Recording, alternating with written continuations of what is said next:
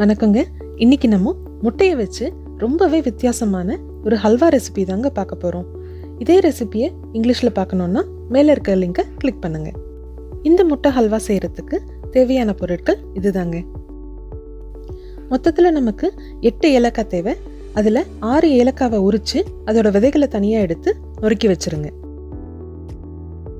இந்த ஹல்வா செய்கிறதுக்கு மொத்தமாக 1/2 லிட்டர் பால் தேவை. அதை ஒரு பெரிய பாத்திரத்தில் ஊற்றி வச்சுருங்க.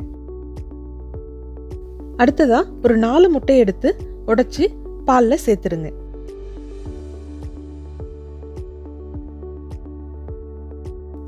இப்போ முட்டையும் பாலையும் நல்லா அடிச்சு கலந்து விட்டுருங்க.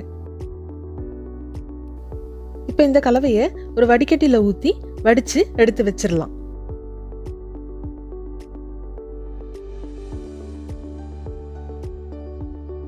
அடுத்ததா ஒரு நான்ஸ்டிக் பேன்ல 1 டேபிள் ஸ்பூன் அளவுக்கு நெய் சேர்த்து, இது கூடவே நான் இன்னைக்கு 1/4 கப்பு முந்திரி எடுத்திருக்கேன். உங்களுக்கு இது கூட திராட்சை சேர்க்கணும் அப்படின்னாலும் சேர்த்துக்கலாம். நான் இன்னைக்கு முந்திரியை மட்டும் நல்லா பொன்னிறமா வறுத்து தனியாக எடுத்து வைக்க போறேன். இப்போ இதே பேன்ல இன்னும் 2 டேபிள் ஸ்பூன் நெய் சேர்க்க போறேன்.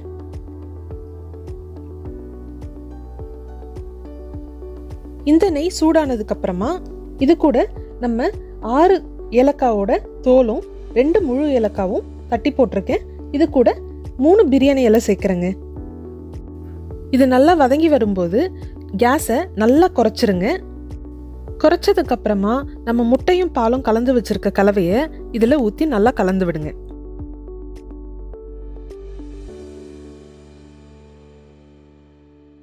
அடுத்ததான் நான் இன்னைக்கு குங்குமப்பூ சேர்க்க போறேன். குங்குமப்பூ இல்லை அப்படிங்கிறவங்க நீங்க கலர் வேணாலும் சேர்த்துக்கலாம்.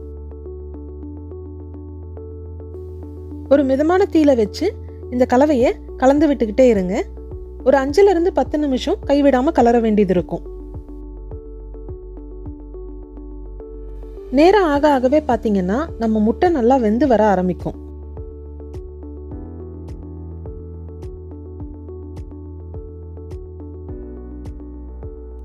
இப்ப பாத்தீங்கன்னா நம்ம முட்டை கலவை நல்லா திரித்திரியா வர ஆரம்பிக்குங்க. முட்டை நல்லா வெந்து திரித்திரியா வந்ததுக்கு அப்புறமா நான் இன்னைக்கு 8 டேபிள் ஸ்பூன் அளவுக்கு சர்க்கரை சேர்க்கிறேன். நீங்க 5 to 10 ஸ்பூன் அளவுக்கு சேர்த்துக்கலாம்.